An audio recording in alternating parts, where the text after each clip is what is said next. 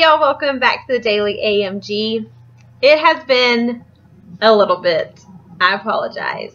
I am back doing videos, so you're going to see this jack-o'-lantern jumper a few times because I'm going to tell you what I read in September, and then I'm going to do a October TBR, a September book haul, and then I'm going to do my Spookathon TBR. Okay, so you're going to see me and the orange for a few times. We're good with this? We're good? Okay.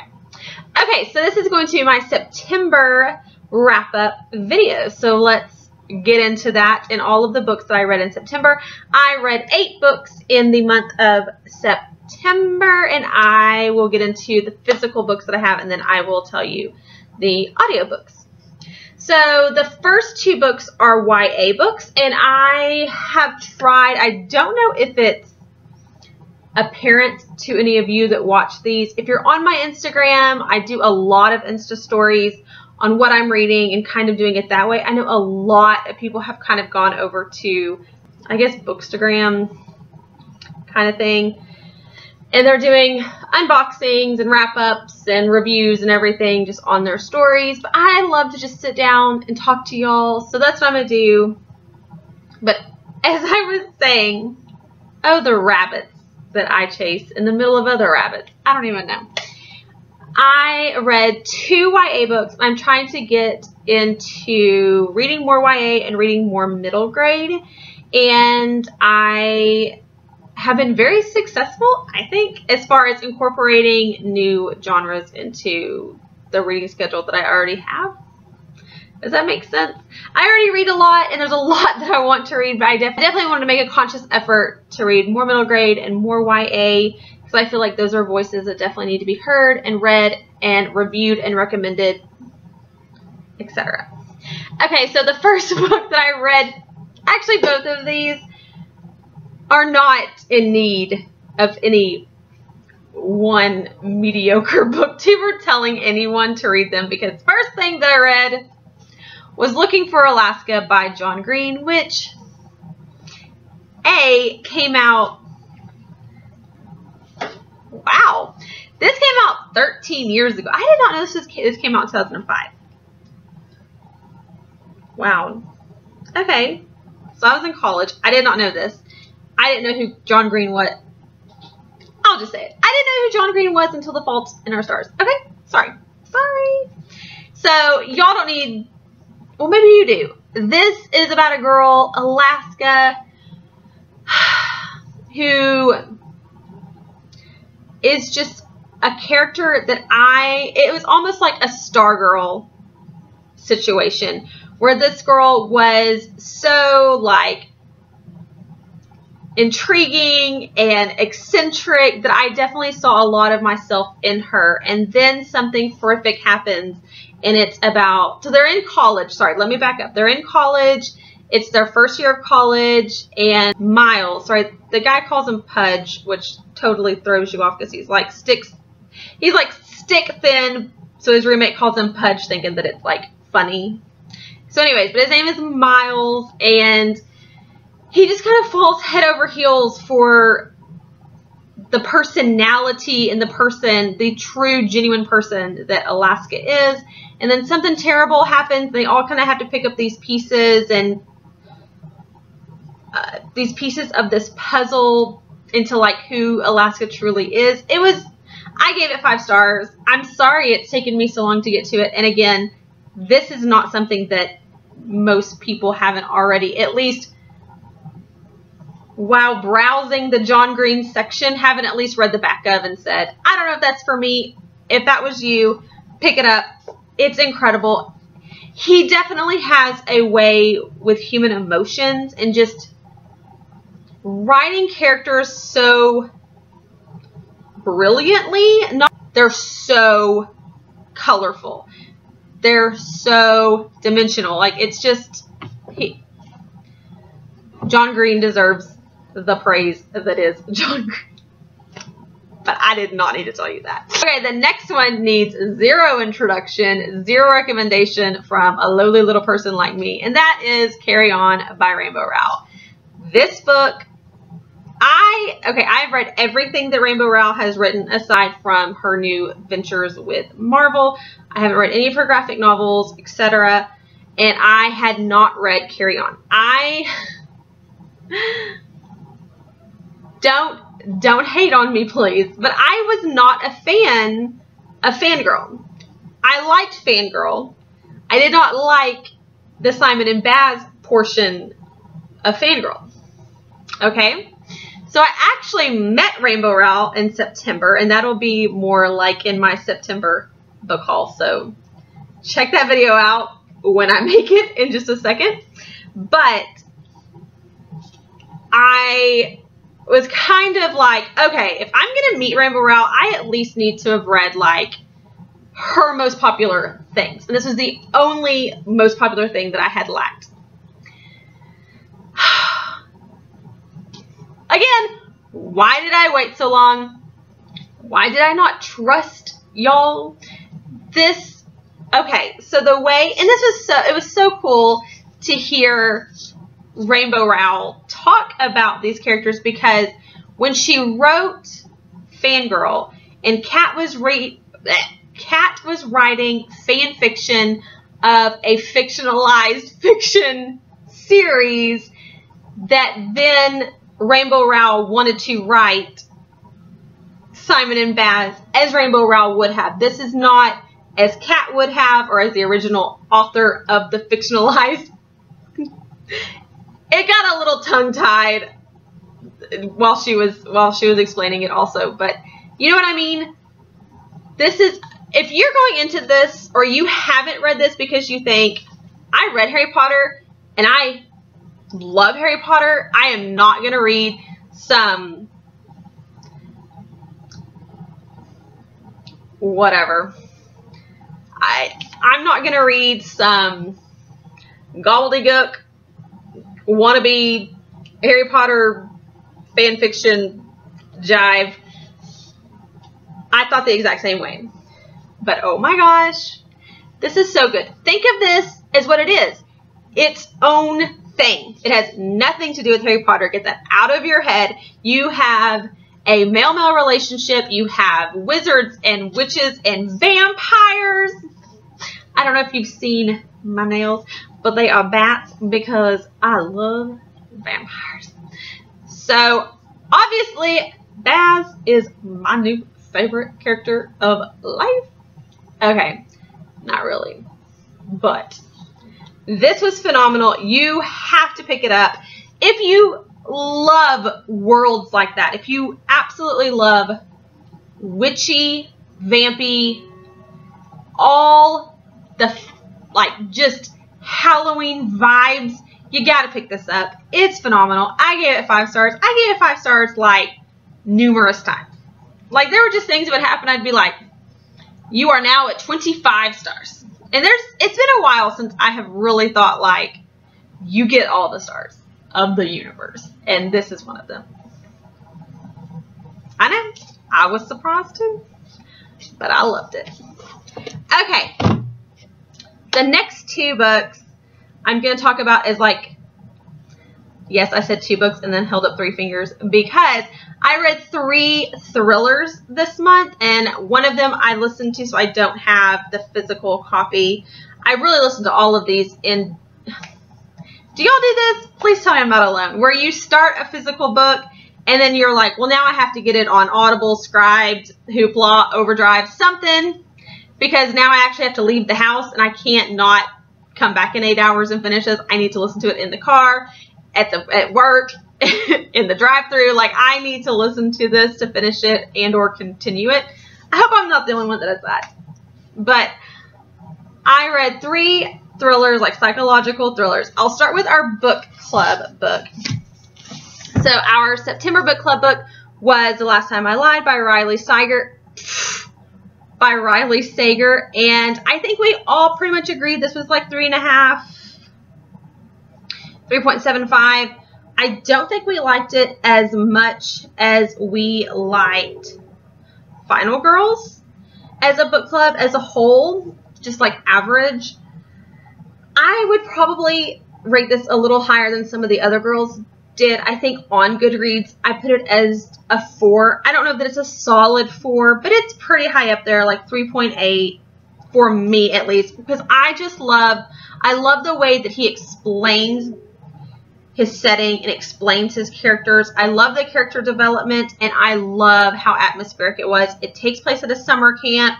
It's about a group of girls that goes missing, and then one of the girls who was essentially a final girl, again, she comes back years later to the camp, and she's now a camp counselor, and he really does just do a really great job of setting the scene, setting the tone, and really allowing you to envision start to finish. So that's, to me, maybe the story for some of the girls was a little lacking, just comparing to Final Girls being so...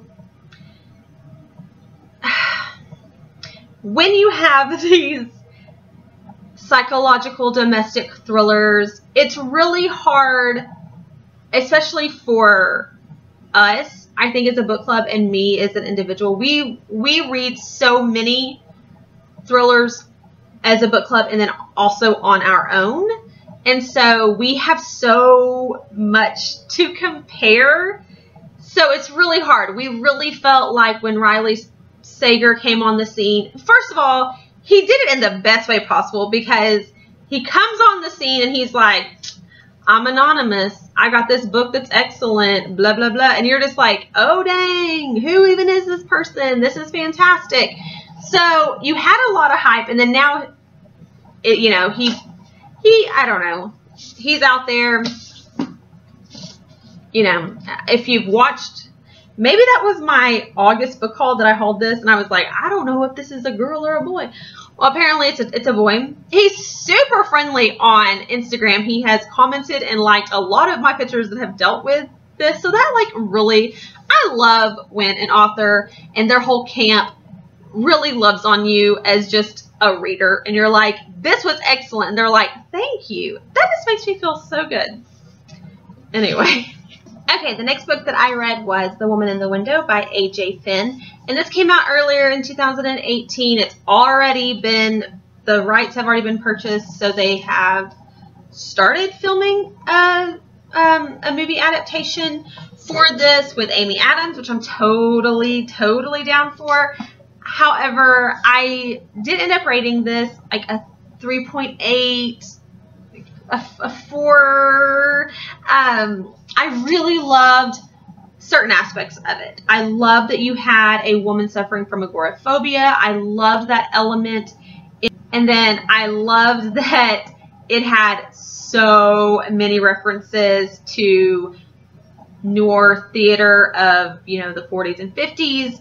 And I really love that. I'm a huge Hitchcock fan, and I love that aspect. I love the aspect of her being like an online mentor to other agoraphobic individuals, and how that whole piece tied back into the twists and the turns.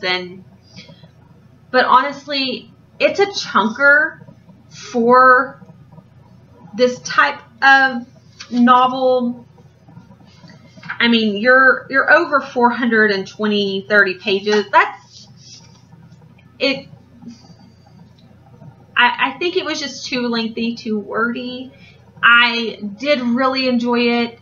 I felt like the build-up was too long, and then the twists and turns were too manic. I wish that it would have been just a little bit more of a balance. So that's why I gave it 3.8. I did really enjoy it because I don't think that it follows a lot of that same outline, the Gillian Flynn outline, if we're just being honest. So there's that. So the other 4 books that I read, I don't have physical copies of them, so I'll just like hold up my phone, our girls. So then I read The Last Mrs. Parrish by Liv Constantine. And this was a 5-star psychological domestic thriller because oh my gosh, the twists, the turns, even just the build-up, everything was just so spot on. So you have a woman who befriends another woman basically to kind of take over her life. And I really do not want to tell you anything else. Just believe me that it is a 5-star read. It is so gripping and twisty. It will have you on the edge of your seat. I was like, oh, I need to cool my jets because I'm getting really hyped. It was just so good. And that was The Last Mrs. Parrish, which this was like, oh, look, there's me. This was a Reese Witherspoon book club book. I mean, this has been around, so I'm a little late. I had some girlfriends read it, and they're like, why haven't you read this yet? Okay, and then the next thing that I read, which I rated a 3-star, was Allie Wentworth's Go Ask Allie. Oh, gosh, that's not gonna. Anyways, I had bought an Allie Wentworth book in August or July even. I did not know who she was. I still don't really think I know who she is. I know she's like an actress or whatever because I read this one and it talks about it, but I don't know that I actually know who this person is or could like pick them out of a lineup or a commercial or whatever. Sorry. But yeah, I gave it a 3. Like, there are some very interesting stories, I guess. It was kind of, I don't know, not showy, but when I guess because I don't know who she is, I kind of just didn't care. And also, she's older. You can definitely tell that she's older. She's got, like, kids that are older kids, older teens, maybe even in their 20s. So, maybe there was just a disconnect there. Like, sorry. There were definitely parts that were very humorous. So, I can definitely see why she has as many books as she does that are all just that nonfiction memoir, you know, a chick on TV or in movies writes some stories about their lives. Like, that's a genre that I love, and so that's when I picked it up. And so, yeah, and also Melanie Schenkel, whom I love, and if you've been here for a while, I've talked a lot about Melanie Schenkel and her books.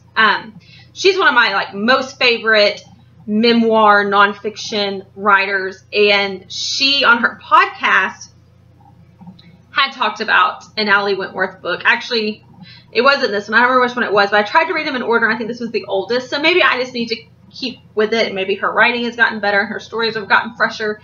But yeah, so that's why I picked it up, because I love Melanie Schenkel, and she thought it was hilarious. But also, Melanie does have an older teenager, and is of that age, so maybe she just knows her from one of her favorite movies, TV shows, etc. Then I wanted to read a classic. I really am trying to get back into reading classics. I used to read a lot of classics. I try every so often to pick one up, but I really want to pick up at least 1 to 2 a month. So I read, oh gosh, actually reread Ernest Hemingway's The Old Man and the Sea. It's over there. I don't want to go through all of those. My classic shelf is vast because I love classics. There's just so much that you can find in a classic that has prompted so many new authors. I mean, it's almost like a treasure map, I guess. Like, you know, especially with like a Hemingway or a Jane Austen, you just, those are vastly different people. Could you imagine Jane Austen walks into a bar and there's Ernest Hemingway? I would just love to hear that conversation. I would just love it so much. Anyways, so I'm just saying, with a classic author who you can just see the map of the inspiration for newer works, etc. I love that. That makes me very happy. The next book that I read, oh, you can't really see her, is Whiskey in a Teacup by Reese Witherspoon. Of course, I had pre-ordered this on Audible, and it was fantastic. 5 out of 5 stars. Oh, I think I rated The Old Man and the Sea 4 stars. Like I said, that was a reread, but I really wanted to get back into classics, and it's fairly short, therefore. But I did give Whiskey in a Teacup 5 out of 5 stars. y'all know that I love to read any book about the South from Southern women, especially when it's nonfiction.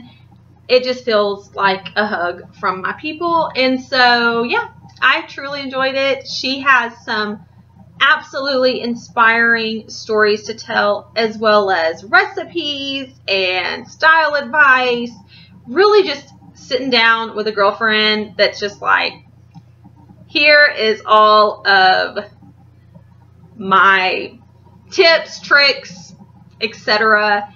It was phenomenal, and I have really loved, if you follow Reese Witherspoon on Instagram, she has done, or her other celebrity friends have done, like her hot roller trick and some recipes, and it's really, really been cute to see. Just, she's such a good girlfriend, and you can see that from the way that her girlfriends love on her and cheer her on when her book came out. So anyways, that was just something incredibly inspiring to me, because I love being a good gal pal, and I don't know what I would do without my gal pals. And so, yeah. And she even has a section in her book on gal pals, because I think for Southerners especially, those girls, your girls, it's just, it's family, and it's a whole, it's different, I think, honestly. I just from, I don't know, watching my older relatives, female relatives, and their friends and their friendships and stuff, like, it's just a thing. I don't know. Maybe it's a Southern thing. Maybe I was just blessed to have that instilled in me, that good friends get good friends get good friends, you know? So anyways, that was my September wrap up, and thank you for watching, and I will see you again in just a second after I get a drink, because apparently I can't carry on. Carry on. So I will see y'all again in my next video real soon, like right after this. Bye, y'all.